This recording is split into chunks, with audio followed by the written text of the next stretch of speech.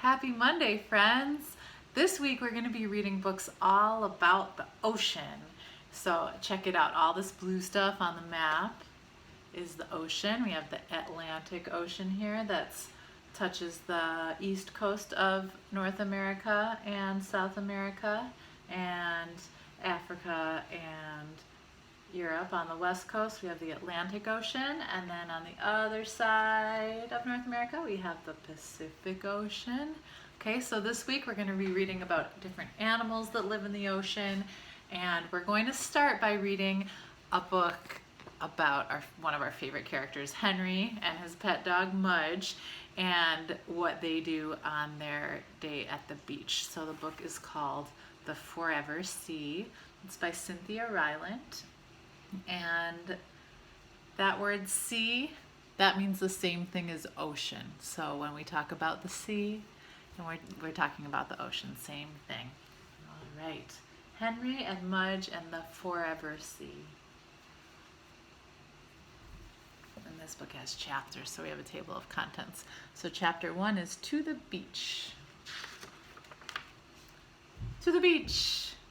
It was summer vacation, and Henry and his big dog Mudge were going to the beach. Mudge had never been to the beach.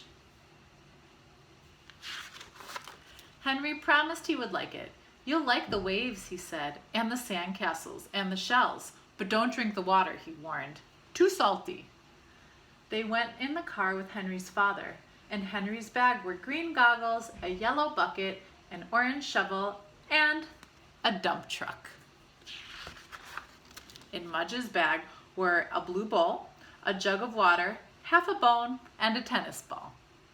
In Henry's father's bag were a book about shells, 6 towels, and a red rubber lobster he liked to bring along. They sang sea songs all the way. Henry's father said, "Yo ho ho," about 100 times. Henry acted like a shark. Mudge just wagged. They couldn't wait to get there. Chapter 2, The Forever Sea. "I see it," Henry shouted. The ocean was waiting. It was blue and white and forever. What do you think they mean, forever? Have you ever looked out at the lake? It looks like a forever lake. When you look, it looks like it just keeps going and going. You can't see the other side. Henry's father honked the car horn. Mudge barked. They parked the car and ran for the sand. Mudge got there first. He ran right into the water. Splash! Henry was second. Splash! Henry's father was third. Say it with me. Splash! The white foam rushed around their legs. They laughed and hopped and ran. A big wave knocked Henry down. He rolled all the way back to shore. Look at his face. He looks a little bit scared, doesn't he? "Wow," said Henry. He got up and ran back in. Oh, so he wasn't that scared. He went right back in. Henry's father rode a wave like he was a surfboard. He rode it all the way back to shore. "Wow," he said. He got up and ran back in. Mudge was not as brave as Henry and Henry's father. He just ran along the edge. He stayed out of the big waves.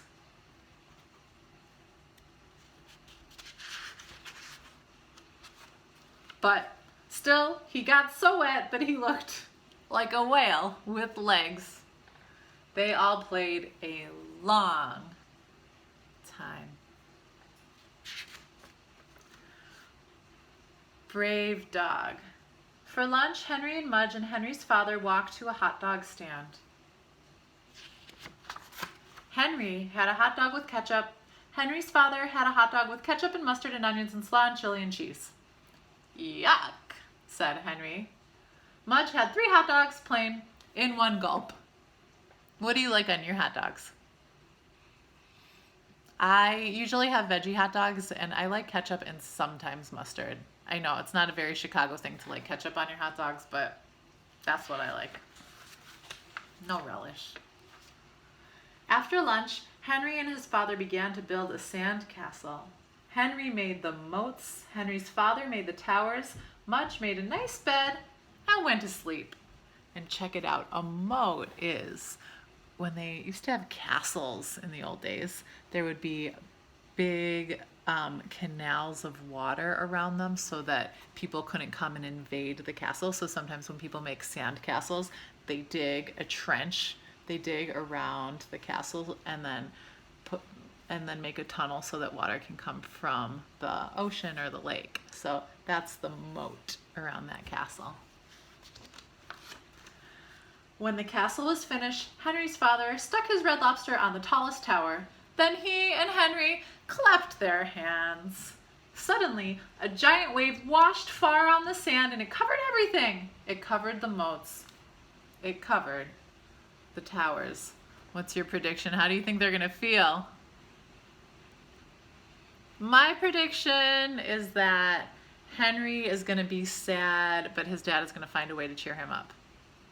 From what I know about Henry and his dad. What do you think? Oh, or maybe Mudge is going to cheer him up.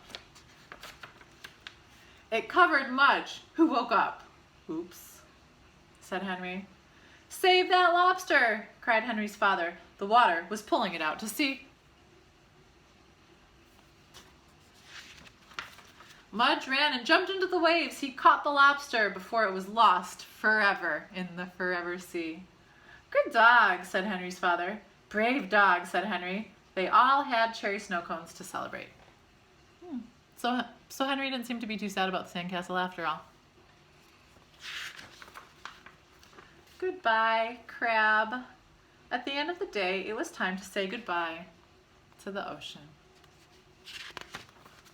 Henry and Mudge and Henry's father walked along the sand, watching the orange sunset, watching the water sparkle green and yellow.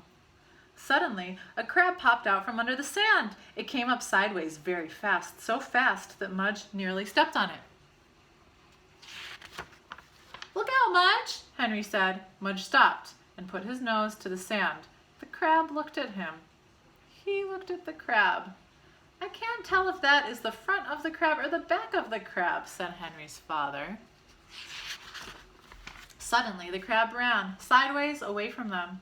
Mudge chased it, and it popped back under the sand. Henry looked at its new hole. Wow, he said. Wow, said his father. Mudge stuck his nose into the hole, but nobody came out. Since we can't have crab for dinner, said Henry's father, I guess we'll have to have another cherry snow cone. Henry cheered and hugged him. As they walked down the sand, Mudge stuck his nose into every hole he saw. Must have taken them a long time to get to the car, huh? But nobody ever came out. Wow. I just love Henry and Mudge. I haven't read that one in a long time. I hope you liked it. Okay, friends, what I want you to do for your reader response today is I want you to think about a day at the beach, and I want you to write about all the things you would do at the beach, all the things you would see, all the animals you would see, maybe you'd build a sandcastle, maybe you'd play with your toys. So what I want to read about is all of the things that you do on your day at the sea.